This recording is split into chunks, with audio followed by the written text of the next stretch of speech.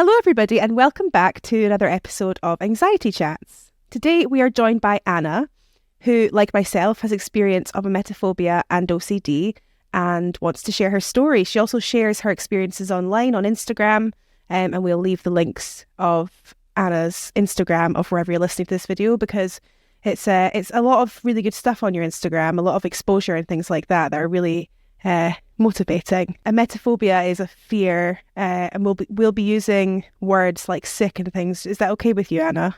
Yeah, absolutely. Yeah, okay. But it's tricky for some people. It's tricky for some people, and it for a very long time I found it very tricky to listen to that. So if that's something that could be difficult for you in this episode, there'll be lots of other episodes on our channel, but we will be saying that word today. So yeah, emetophobia, phobia of sick, and it's very debilitating phobia. It's something that is quite misunderstood. It's a really tricky one, and you've been doing so much amazing recovery on your Instagram. How's that been? Oh, it's been an amazing journey, actually.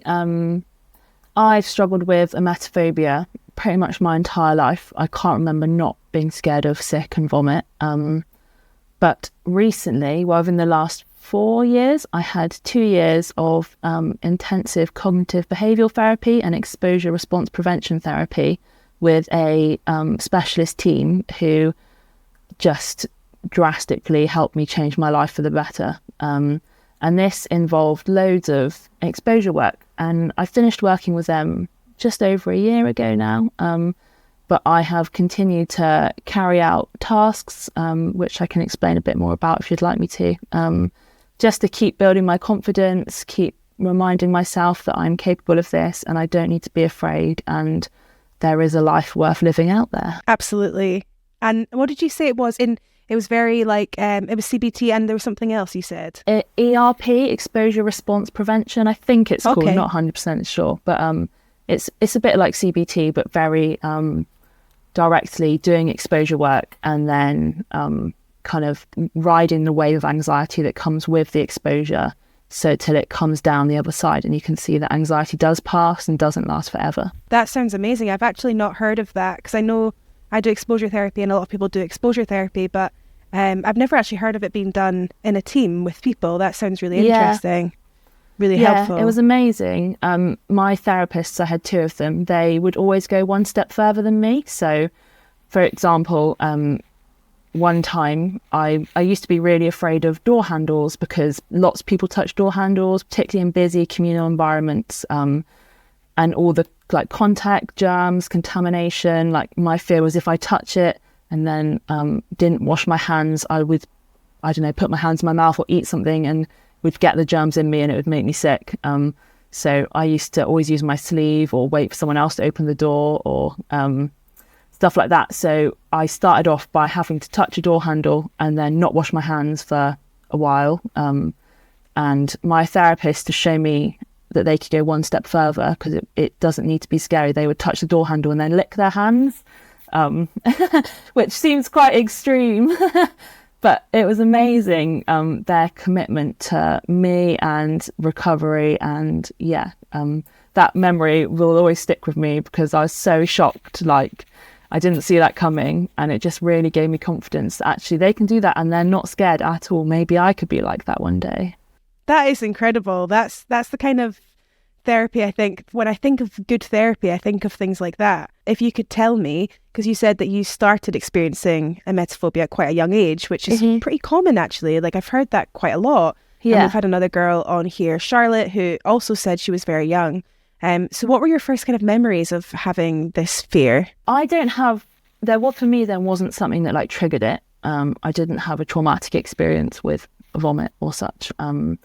I just, as long as I can remember, have always been really scared of it. I have 2 younger siblings and attended a local school, and I found that quite scary whenever someone was sick, because it would just terrify me and I'd be convinced I was going to catch it. So I guess they were my big memories. I can vividly remember every time someone got ill around me.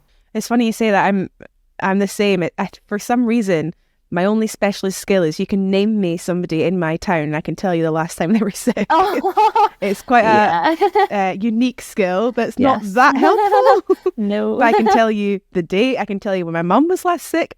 A boy in my class in P5. Like, it's just, it's such an interesting one, because I've been trying to think, and obviously I don't have a phobia of like spiders or anything like that, and I know I imagine that can be just as debilitating, but like emetophobia feels different. I don't know why, and maybe it's just because we suffer with it, but it feels like there's not much control. Yeah.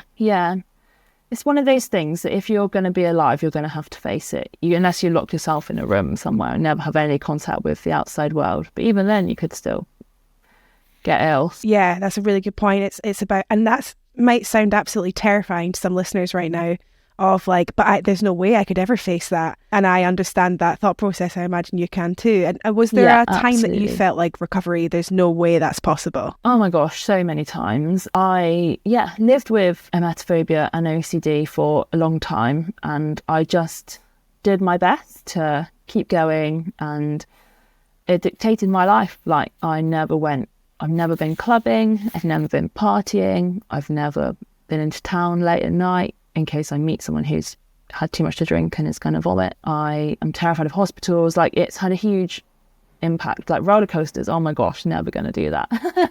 So it, and lots of silly things like roller coasters, but lots of like important things as well. And public toilets, like not being able to drink and eat for extended periods because I don't want to have to use public toilets while out, and public transport. Like, it had a long impact for a long time, and I think I got to a point where I just didn't see a way forward with living with it. I was like, this is too hard, too much of the time, and actually became really depressed and just couldn't see a way out of it. But I was so privileged and lucky to actually be given this chance to have this amazing therapy, and in some ways it was fairly straightforward. There were like the journey to recovery. So I made a hierarchy, which is a list of everything that scared me in relation to my emetophobia, and I ranked them. So the most scary ones were at the top and the least scary ones were at the bottom. And then we just started at the bottom and we did a little bit of exposure work around the things that scared me least, and I started to build up this bank of evidence that maybe all my fears weren't true, and all my assumptions, and how convinced I was that if I ate a packet of crisps, I'd get sick, because I did once when I was 10. I was convinced if I ate crisps that I'd vomit. So I didn't eat crisps for a really long time. And then I had one crisp and I was so scared, but I didn't get sick. So the next week I had 2 crisps, and slowly this bank of evidence built up that actually my fears weren't all correct, and I felt a bit more confident. So I moved up to the next level of my hierarchy and challenged something else, like the door handle, or not washing my hands for 3 minutes every time I went to the loo. And slowly, there were bumps along the way. Sometimes someone else would be sick, or I might not feel too great, but actually the vast majority of the time everything was fine, except from the anxiety, but it did pass, so it was fine. It was an amazing journey to get to the top of my hierarchy and go to a hospital. We didn't quite make it into A&E. It's still a work in progress, but I went to the hospital with my therapist and we sat in the entrance for about 45 minutes, and it was awful, but I did it and I survived and I didn't get sick. I was initially diagnosed with very severe emetophobia, and it's now classed as mild. So I've come a long way, and I'd say to anyone who's feeling overwhelmed listening to this that actually there is so much hope. It is a totally treatable condition, and yes, it's hard work and it is scary, but don't give up, because you can do it. I think something really key that my therapist taught me was kind of got to imagine life like a bit of a diagram. And you've got your comfort zone in the middle, which is where everything feels really safe and doable. And then the next ring is the learning zone. And this is where you grow and you challenge yourself and you understand that fears can be overcome.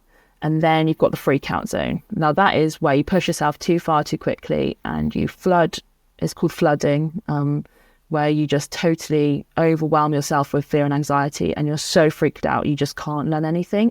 And actually, it's not about going and pushing yourself crazy hard to start off with. It's about finding that spot in the learning zone where you can understand what's going on for you. You can, grow and develop and challenge yourself, but in a really healthy, helpful way. I imagine the emetophobia came first and the OCD kind of came in. Is that how it went for you? I think the thing that gave me the additional diagnosis of OCD as well as the emetophobia was just the level of intrusive thoughts I was getting. I was doing a lot of other compulsions around avoid stopping bad things happening to my friends and family. It's quite complicated and they're very similar. So it's tricky to know why and to separate them, I guess. And I saw on your Instagram, I don't know what position you're in at the moment, that you left your job for a while to focus more on your anxiety. And I thought that was really, firstly, incredible for you to share, because I think that's a really important step for a lot of people. And it's a really necessary step. And it's really hard, though, I think, to go against the grain and to go against what you're meant to do. And you're meant to have this job. You're meant to go to university for this long and then get a job and then do this. And you're not allowed to go against the grain of what's acceptable. And so I think it's really cool that you were like, this is what I need to do. I think for me, I am not very experienced in the world of work because my mental health had such a big impact on my life. But I did get this job working in a supermarket as a supermarket assistant. It challenged me in so many amazing ways. Loads of face-to-face with customers and not being able to wash my hands all the time. So there's loads of big challenges to it. But so it was really great for me in so many ways. But it got to a point where I got so anxious about certain aspects of it. And it wasn't even those aspects I've just mentioned that got to me. I just got really irrational around a few things. And it started consuming my life 24/7. I would worry about it before working, during work, and when I was asleep after work. And I was like, this is so unhealthy. Something needs to change. And actually, I just couldn't keep going with it. And since then, I've had some more therapy and I've changed my medication and really engaged with mental health professionals, as well as talking openly with family and friends. And I am doing so much better. It's okay to have hard times. I need to step back from things for a while. But just keep pushing forward at the same time, but in good ways, like engaging with support and help is stepping back from work, but engaging with help is still moving forward in your journey with life, because work is not everything at all. I think your story is so inspiring, Anna. You've been unbelievably brave to do all of these things. I just think you're really, really amazing. Thank you. And before we go, is there anything else that's helped you? Like, if you've explained therapy, and that's been absolutely incredible. Has there been anything else? Just keep choosing life. And that's in the small everyday things. Find things you enjoy. I've got a dog. Walking the dog, lying on the sofa with the dog, like seeing friends, having a nice cup of tea. Like, you've got to keep putting things in life to look forward to, because otherwise it can seem a bit bleak and hopeless when you're waiting for things to improve and meds to work and engaging with therapy, which is hard. But actually keep putting those little things in that bring you joy, even if it's just tiny, and that really helps too. That's amazing. Thank you so, so much for talking to me today. Oh, you've been amazing, me. And your story is amazing. Thank you so much, Anna. And if you are listening to this podcast and you would like to share your story too, I would really love to talk to you. If you would like to come on the podcast and chat to me, I would love that. Or you can send an anonymous story to us. The link will be wherever you're listening to this podcast episode in the description. Thank you very much, Anna, for coming on. And thank you, everybody, for listening today. And I will see you soon. Goodbye, everybody.